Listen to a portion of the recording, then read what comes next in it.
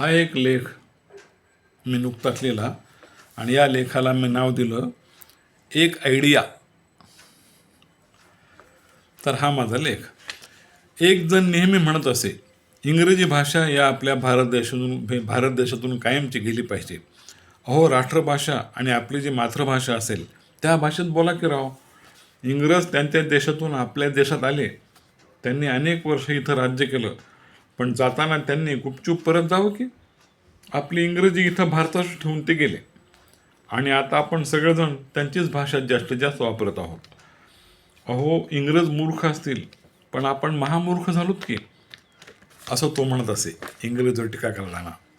पुढं तो म्हणायचा, माणूस इंग्रजी भाषेचं बद्दल नफरत त्याची, तो म्हणायचा की जरा विचार करा, इंग्रज कधी त्यांच्या देशामध्ये हिंदी मराठी बोलतात का?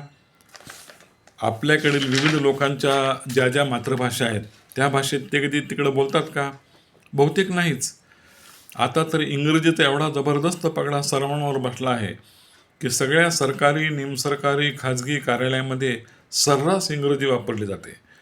आपली भाषाच आता लोकांना अवघड वाटत आहे. यासारखं दुर्दैव कोणतं? विलंब होत आहे हो असं म्हणलं तर कोणाला कळत नाही, पण लेट व्हायला हो असं म्हणा, लगेच लोकांना कळतं.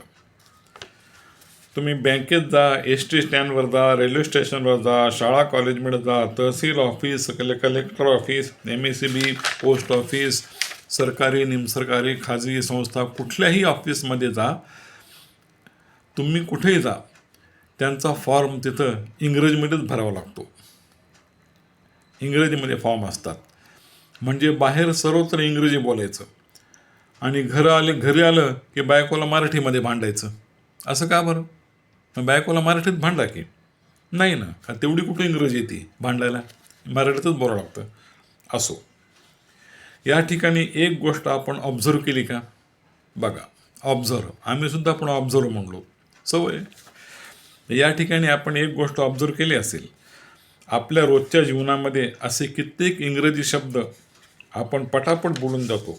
उदाहरणार्थ, डॉक्टरची report, medical bill, TA bill, increment, secret, charges, signal, adjustment, punishment, headache, fantastic, sorry, please, last chance वगैरे वगैरे. किती शब्द सांगायचे, पूर्ण नाही सांगायला वेळ, इतके इंग्रजी शब्द आहेत. पण हे सारे इंग्रजी शब्द आपण किती सहजपणे नकळत उच्चारून जातो रोजच्या रोज. कसं नष्ट होणारं बरं इंग्रजी मग या देशातून? किमान एवढं तरी आपल्याला करता येईल का पहा, की सर्व इंग्रजी शब्द जे आहेत, सर्व इंग्रजी शब्द आपण जे लिहितो ते मराठीतच लिहायचे, इंग्रजीमध्ये स्पेलिंग करून लिहायचे नाहीत. उच्चार जो आहे, उच्चार तो मराठीमध्ये करायचा, लिहायचे शब्द इंग्रजीमध्ये, पण भाषा मराठी. मी समजा युवर्स फेथफुली हे आपण इंग्रजीमध्ये लिहितो, युवर्स फेथफुल असं लिहिण्याऐवजी युवर्स फेथफुली असे मराठी अक्षर लिहायचे. असं प्रत्येक ठिकाणी करायचं.